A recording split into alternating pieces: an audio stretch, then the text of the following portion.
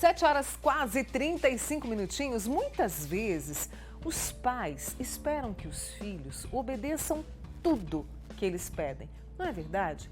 Mas essa, entre aspas, obediência cega pode atrapalhar, até mesmo na hora que eles precisam tomar uma decisão.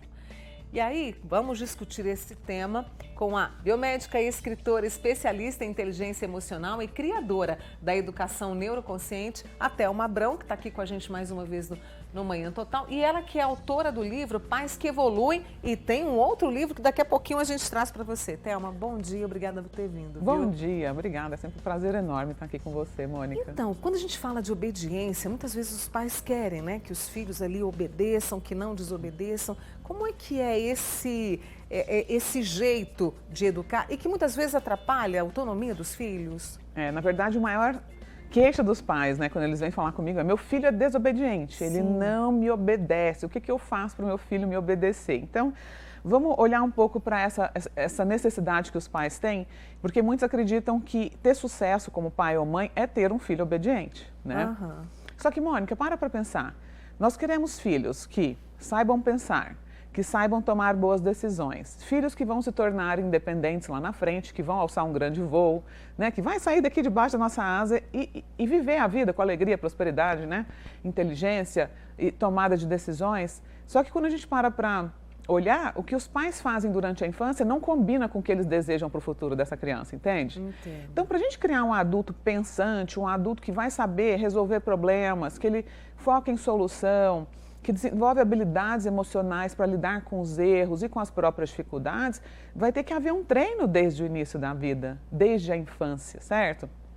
Então, quando a gente fala em obediência, faz o que eu estou mandando e acabou, a gente desconsidera uma série de fatores. O primeiro, mais importante deles, é que a criança não nasce com um cérebro maduro. O cérebro da criança é totalmente diferente do cérebro de um adulto. Uhum. A gente nasce com o córtex pré-frontal totalmente imaturo. O que é o córtex pré-frontal? É aquela parte do nosso cérebro que pensa, que analisa, que prevê as consequências das nossas atitudes, que toma, que pensa, faz conta, né? 1 mais 2 mais 3. Então, isso leva tempo para ser desenvolvido. Os pais, quando não entendem isso, o que eles fazem? Espera falar uma vez para uma criança de 2 anos, por exemplo. Não pega aí. Fala 2, 3 e acha que pronto, a criança já tem que entender. Só que não é assim que funciona, porque a nossa biologia humana não foi desenhada dessa forma. Essa parte do nosso cérebro só termina de amadurecer por volta dos 25 anos de idade. Nossa. E só começa o amadurecimento por volta dos 4 anos de idade. Então, quando eu espero que essa criança faça o que eu estou mandando, eu estou desconsiderando esse desenvolvimento neurológico do cérebro do ser humano. Então, a criança não está desobedecendo, ela está num processo de desenvolvimento e aprendizado. E como é que a gente faz então? Claro que não tem fórmula, né? Mas como é que a gente... porque muitos pais precisam impor limites, me corrija porque eu não sou mãe, né? Então, às vezes eu fico impor limites, a questão do respeito, de respeitar essa questão da hierarquia, né? Pai, mãe, como é que se trabalha esse processo, então? Dentro da minha abordagem educacional, que é a educação neuroconsciente, o respeito ele permeia todas as relações humanas. O respeito dentro da relação parental é uma via de mão dupla. A criança aprende a respeitar sendo respeitada. Entende? Não adianta nada eu desrespeitar o meu filho, eu gritar, bater, tratar ele mal e esperar que ele me trate bem. Isso é incoerente. Então, o respeito é pelo amigo, é pelo pai, pela mãe, pela professora, pelos avós. Todas as relações humanas têm que ser permeadas no respeito, inclusive o de marido e mulher, que é o principal modelo para os filhos também, né? Uhum. A criança está ali aprendendo com o modelo do pai e da mãe. Uhum. Então, claro que limites são importantes, a gente vive numa sociedade, né? Existem as regras, mas a criança vai aprender isso com o passar do tempo, com a vivência, com o modelo no dia a dia, não é você querendo obrigar ela.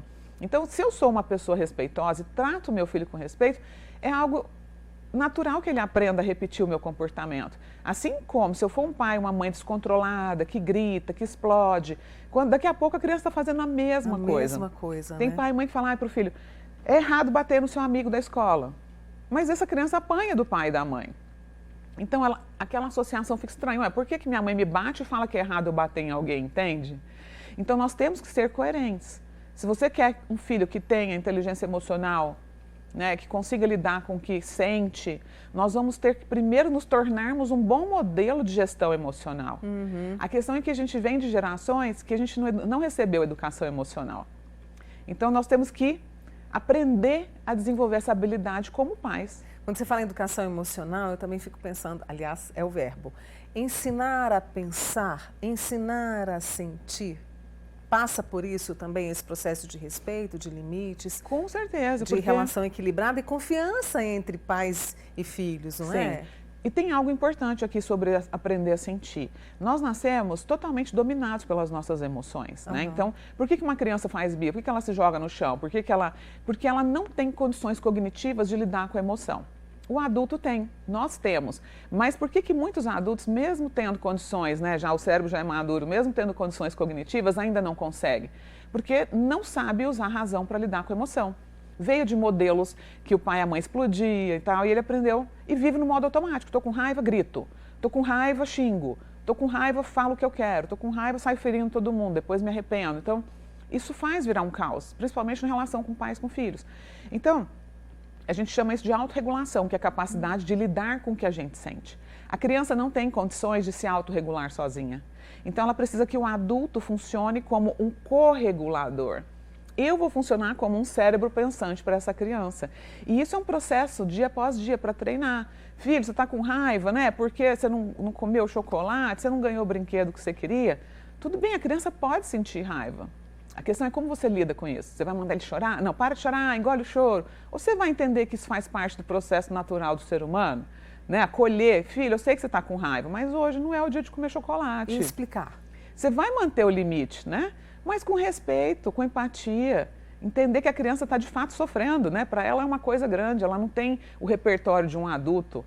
Então, essa expectativa irreal sobre o comportamento infantil traz muita frustração para os pais e muita dor também, né, Mônica? E é muita conversa que se tem que ter nesse processo, né? E assim, hoje em dia os pais, você sabe, você é mãe, né? É muito trabalho, é pouco tempo para ficar com os filhos. E nesse momento que se está com eles, até para ter essa questão da regulação e desse vínculo, é preciso muita conversa. E presença emocional mais do que nada, né? Porque não adianta nada o pai e a mãe estar ali presente fisicamente, mas indisponível emocionalmente, né? Porque o que a gente busca? A gente quer conexão, o ser humano precisa se sentir visto, ouvido, né? Você quer que a pessoa te escute, a criança também. Puxa, mamãe está aqui comigo, papai está aqui comigo. Então é importante dedicar um tempo do dia para estar com os filhos, né? Os filhos são prioridade, devem ser prioridade. Assim como o trabalho é importante, a família também é. Então, você trabalha muito, sua vida é corrida? Ok, mas em que momento do dia você vai se dedicar ao seu filho? Tem uma amiga nossa que está aqui assim, olha, ela é lá de Uberaba. Mônica, eu estou passando por isso. Sabe a sensação que ela tem, Thelma? Que os filhos e os netos querem mandar. Ela colocou isso aqui, gostaria que você comentasse. Colocou uma carinha triste aqui, ou seja, o conflito, a falta de comunicação, pelo que eu vi, está existindo nessa família. É difícil falar porque eu não sei a idade, o contexto, né? Normalmente é importante entender em que etapa de desenvolvimento está essa criança. Mas as crianças, quando elas não se sentem vistas, quando ela sente que não tem espaço, né, para falar o que pensa, falar o que sente, ela luta por esse espaço. Ela começa a entrar, de fato, em disputa com os pais, né? Então, normalmente, quando essa criança está batendo muito de frente com os pais, os pais, em vez de olhar para esse comportamento, têm que olhar o que está por trás desse comportamento. Será que essa criança está recebendo afeto? Ela está recebendo atenção? Esses pais têm tempo para essa criança? E hoje tem um outro problema muito sério, Mônica, que é assim, o pai e a mãe estão dando celular, dando tela. Isso não preenche necessidade emocional de ninguém. Pelo contrário, aumenta a carência da criança. A solidão, né? Ela não aprende a lidar com o que ela sente, porque ela não está se relacionando com outra pessoa. E tem crianças que hoje ficam 6, 7, 8 horas por dia na tela. Isso é extremamente prejudicial, não só para a socialização, para o relacionamento entre pais e filhos, como nesse processo dela aprender a lidar com o que sente. Então, a criança chorou, toma aí um celular, toma um iPad, uma chupeta moderna, né? Exatamente. E só para a gente encerrar aqui, a Thelma, ela tem um livro que fala justamente sobre isso, não é? Você acabou de lançar. Sim, vende na Amazon, se chama O Mal da Obediência Cega. É um livro do Leituras Rápidas da Amazon, eu sou autora exclusiva da Amazon, Leituras Rápidas. Todos os meses eu abordo um tema, né, para ajudar os pais com esses desafios. Então, se você está aí reclamando, meu filho é desobediente, corre lá na Amazon e compra o livro Mal da Obediência Cega. Ele é versão digital. Pode ler de onde estiver. Muito bem. Essa é a nossa amiga Thelma Abrão com a gente aqui hoje falando sobre obediência cega. Ela que é especialista em inteligência emocional e criadora da educação neuroconsciente. E eu fico muito honrada de ter você mais uma vez aqui no Manhã Total, Thelma. Prazer é todo meu. Obrigada. Pode sempre, viu? Muito bem.